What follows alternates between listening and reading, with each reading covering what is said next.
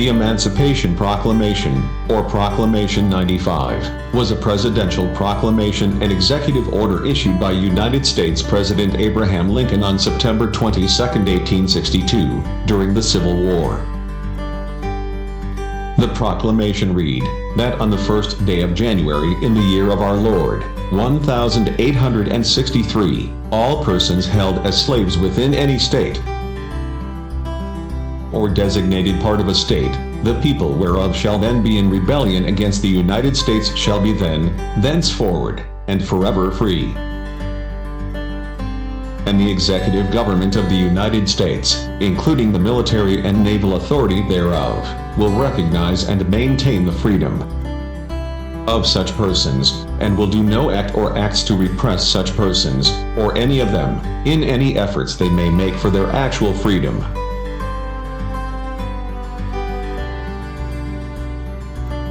On January 1, 1863, the proclamation changed the legal status under federal law of more than 3.5 million enslaved African Americans in the secessionist Confederate states from enslaved to free. As soon as a slave escaped the control of the Confederate government either by running away across Union lines or through the advance of federal troops, the person was permanently free. The proclamation was directed to all of the areas in rebellion and all segments of the executive branch, including the Army and Navy, of the United States. It proclaimed the freedom of enslaved people in the 10 states in rebellion. Even though it excluded areas not in rebellion, it still applied to more than 3.5 million of the 4 million enslaved people in the country.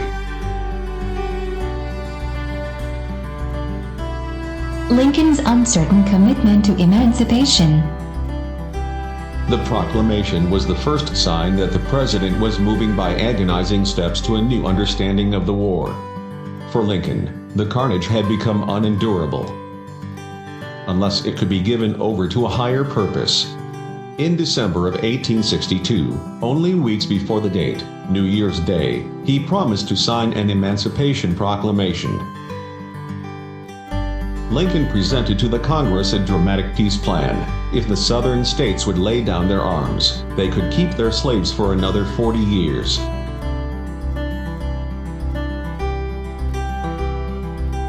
Abolitionists were baffled. In the space of 5 months, the president had declared that the war wasn't about slavery, suggested that all black people should leave the United States, promising to emancipate the slaves on January 1st, and finally offered to let Southerners keep their slaves until 1900. William Lloyd Garrison and Frederick Douglass and every other abolitionist had good reason to wonder whether Lincoln would ever sign the Emancipation Proclamation. Finally, with the signing of the Emancipation Proclamation, the war merged with the abolitionists' cause. But the Union had to win, or the proclamation would mean nothing. The proclamation had included an unexpected clause. At last, black men could enlist in the armed services of the United States. As Douglass said, Lincoln's paper proclamation must now be made iron, lead, and fire. Douglass enlisted 2 of his sons, and even William Lloyd Garrison, the ultra-peace man, allowed his firstborn to join the black men. Coverage. The proclamation applied in the 10 states that were still in rebellion in 1863, and thus did not cover the nearly 500,000 slaves in the slave-holding border states: Missouri, Kentucky, Maryland, or Delaware, which were Union states. Those slaves were freed by later separate state and federal actions. The state of Tennessee had already mostly returned to Union control, under a recognized Union government, so it was not named and was exempted.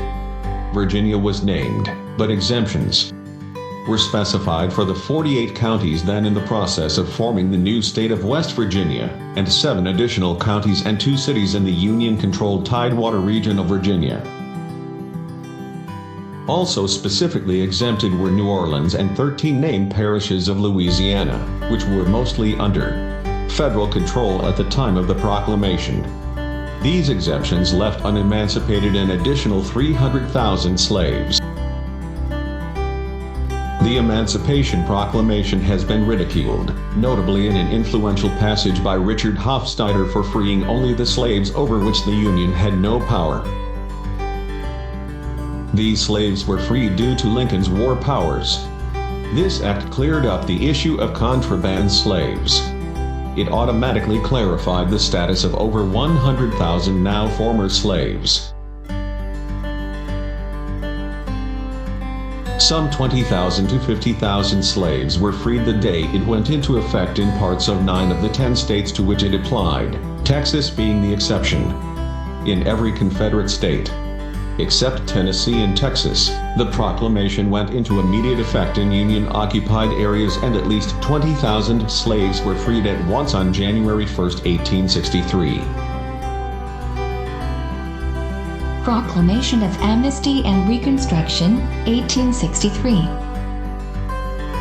While the proclamation had freed most slaves as a war measure, it had not made slavery illegal.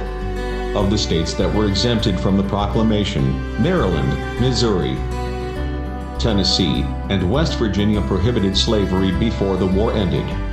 In 1863, President Lincoln proposed a moderate plan for the reconstruction of the captured Confederate state of Louisiana.